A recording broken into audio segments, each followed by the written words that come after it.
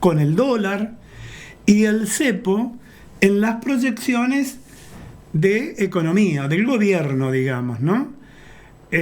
Caputo, en el adelanto del presupuesto, mencionó las principales estimaciones y proyecciones para el año 2024-2025. Si nos queda un poco de tiempo, lo vamos a anticipar, pero yo preferiría esperar que se redondee bien para ser más preciso, porque para mí sigue siendo un poquito ambiguo, ¿no? Sesiona el Senado de la Nación, por otra parte, hoy día, y aprobaron los ascensos, como suele suceder siempre a esta altura del año, de altos jefes militares, y el peronismo quería, o el kirchnerismo en particular, quería a toda costa debatir la reforma jubilatoria, no lo logró, porque la querían meter, como siempre, ¿no? De prepo, sin respetar las normas. Del segundo bloque le vamos a hablar un poquitito de este tema en particular. Pero miren, todo esto tiene siempre mucho que ver con una cuestión de tolerancia. Tolerar significa aceptar el hecho de que los seres humanos, naturalmente caracterizados por la diversidad de sus aspectos, de sus situaciones, su forma de expresarse, sus comportamientos, incluso sus propios valores, tienen derecho a vivir, tenemos derecho a vivir en paz y ser como somos. También significa que uno no ha de imponer sus opiniones a los demás. La tolerancia,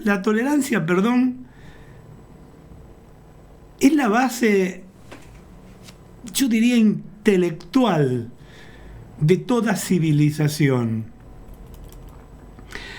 La cuestión que nos debe preocupar es cuando se incentiva la polarización entre el grueso de la población como una tribu o como tribus diferentes, sin una historia y un destino en común. La tolerancia es, según el diccionario de la lengua española, respeto a las ideas, creencias o prácticas de los demás cuando son diferentes o contrarias a las propias. Esto es lo que dice la RAE. La tolerancia es un deber, pero también es un derecho. No se puede exigir tolerancia hacia las ideas y culturas propias si no se hace lo mismo con la de los otros. Es recíproca y es esencial para asegurar la convivencia civilizada. Podré no estar de acuerdo con lo que dices, pero defenderé hasta la muerte tu derecho a decirlo. En esta frase, que es de Voltaire, está definida con claridad el derecho a la libertad de expresión y el significado del respeto y la tolerancia hacia la discrepancia, que es esencial en una democracia. Otra palabra relacionada con la tolerancia, ya voy a parecerme a Grondona, pero del latín tolerare, es moderado de raíz indoeuropea, que viene del verbo moderari, raíz también de meditar.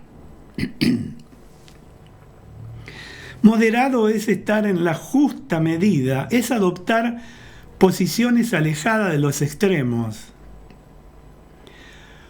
Moderación, como meditar, son actitudes poco usuales en estos tiempos. No son en esta parte del mundo en el que reaparecen fantasmas como los que asolaron y nos llevaron a periodos nefastos para la condición humana en los años 30 del siglo pasado. Las insatisfacciones sociales, las expectativas de mejoramiento social no cumplidas, la emergencia de oligarquías saqueadoras, los cambios en las estructuras productivas con sus secuelas de beneficiarios y perdedores, provocan el surgimiento de supuestos redentores que promueven de alguna manera el conflicto, la búsqueda de culpables, eso siempre, innominados, por cierto, y la división social. ¿Vieron? Cuando en política los discursos son, algunos andan por ahí diciendo, algunos dicen, pero siempre innominado. Miren, pareciera que una sociedad resentida busca profetas que se le parecen en sus propios complejos, en sus propios resentimientos, y búsqueda de chivos expiatorios para sus propias frustraciones. Es una manera, al señalar culpables externos, de evadir todo tipo de responsabilidades. Lo vemos en los sátrapas que gobiernan varias provincias argentinas. Siempre la culpa es del centralismo porteño, que en realidad es de un Estado nacional que las propias provincias impusieron por la fuerza de las armas a los porteños en 1880, recordémoslo. Esto que después llamamos federalismo, ¿no? Pero así como en las provincias, dirigencias de tercera trasladan las culpas de sus fracasos a los que deciden en la capital federal, en este ámbito las tienen los ingleses, los Estados Unidos, el Fondo Monetario, la sinarquía naciente. Nunca se asume la responsabilidad. Muy grave es cuando las presuntas culpas son de un sector de la sociedad en que vivimos, pueblo y antipueblo, pueblo y oligarquía, patriotas y antipatriotas, o cipayos si querés, gente de bien o planeros, descamisados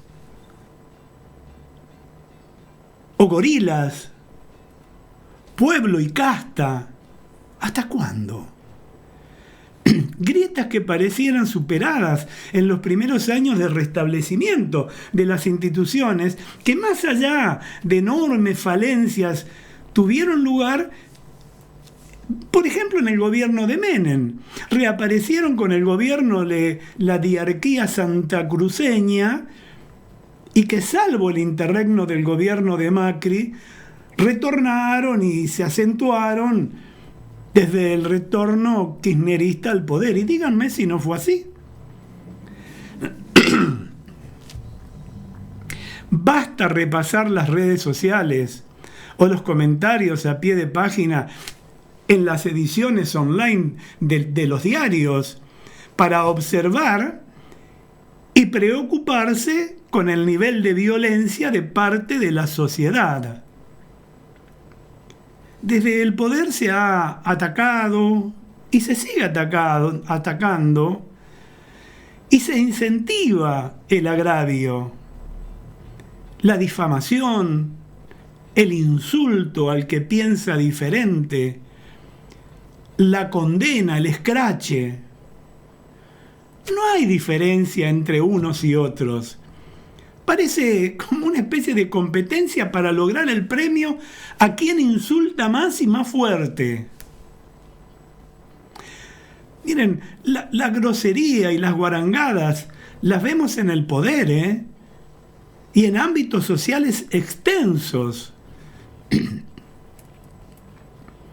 Esto nos muestra la chatura intelectual que predomina y que provoca la ausencia del debate público, como se observó en las últimas sesiones del Senado Nacional, hoy mismo también, mientras estaban sesionando, y también en diputados, con discursos de los que votaron a favor o en contra de la ley de bases de una mediocridad lamentable. De esto hemos hablado la semana pasada. Digo, si ese es el nivel que tenemos en el Poder Legislativo y ese es el tipo o el tenor de diálogo, y la verdad que estamos complicados. El agravio, la descalificación del que tiene idea diferente, es una muestra de inseguridad y de temor a la discusión también, porque se puede tener en el Parlamento, vuelvo a insistir con la misma frase y palabra, idea de siempre, Parlamento viene de parlare, y es eso, es hablar, es discutir, es aportar ideas, es mejorar las ideas del otro, pero no censurarlas al toque, con agravios. Miren, aquí mismo, en estos mismos editoriales a veces, así como recibo opiniones, algunas que están, digamos, a favor de las cosas que decimos aquí, otras que no están de acuerdo y proponen o nos corrigen, y de lo que uno se enriquece. Después tenés algún otro que el que carece totalmente de argumento y entonces te insulta. Y si en los niveles más altos tenemos este tipo de situación, ¿y qué podemos esperar del pueblo? ¿Y qué podemos esperar incluso de las redes sociales, donde muchos o son troles o, en su defecto, están en el anonimato total y absoluto, con nombres de figuración o con fotos que no son propias o sin ningún tipo de foto, y te descalifican? Eso es ser cobarde, además de carecer de ideas propias. Si el otro piensa diferente, escúchalo y aportale tu propia idea. Yo estoy absolutamente seguro que entre los argentinos de bien, los bien habidos, los que tienen buenas intenciones, puede haber diferencias ideológicas, pero si tomamos 10 temas, seguro que en 4, 5, 6 de ellos estaríamos de acuerdo o estamos de acuerdo. Pero claro, acá lo primero que hacemos es etiquetar a este comunista como si fuera una mala palabra. No, es algo que está perimido, viejo, vetusto. Pero bueno, tiene derecho a hacerlo. Ah, no, pero este es de extrema derecha. Ah, no, pero este es de extrema izquierda. Ah, este es de centro. Este es capitalista. Este no lo es. Este es populista. Digo, ¿para qué tantas etiquetas? Parecieran insultos. Pareciera que, por ejemplo, este gobierno que se dice de ultraderecha es una mala palabra. No es mala palabra. Como no es mala palabra ultraizquierda. Quizás las ideas de uno y de otros no sean las mejores para cada momento, por ejemplo, de nuestra Argentina. Porque no todas las etapas son iguales. Miren, siempre hubo grupúsculos antisistemas que pretenden incendiar todo, como vimos, por ejemplo, los incidentes en Plaza del Congreso. No hace un siglo, fue la semana pasada. Ese es un problema de política de seguridad.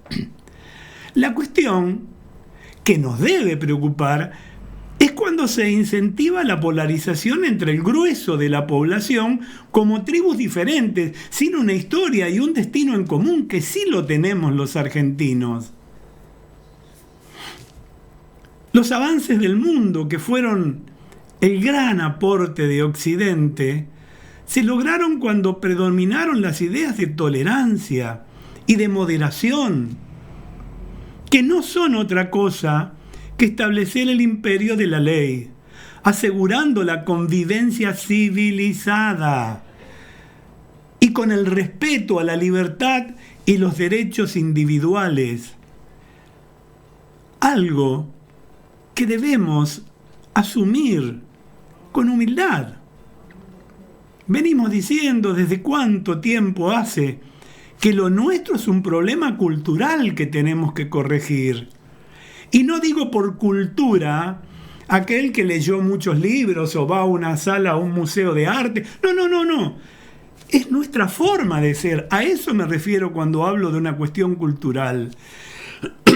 Es nuestra idiosincrasia la que debemos cambiar, modificar. La posibilidad de cuestionar los dogmas predominantes fue lo que permitió los enormes progresos de los últimos 250 años y que transformaron el mundo. A pesar de las guerras, a pesar de las diferencias. Miren, era imposible en regiones y estados donde discutir las verdades establecidas, te llevaban al patíbulo. Los extremos solo conducen a situaciones peligrosas, como nos muestran las historias de las guerras civiles americanas y europeas. No es eso lo que tenemos que copiar. Son otras conductas, otro tipo de culturas, las que tenemos que asimilar y poner en práctica. Yo creo, para concluir, que no hay que jugar con fuego, porque claramente el fuego quema.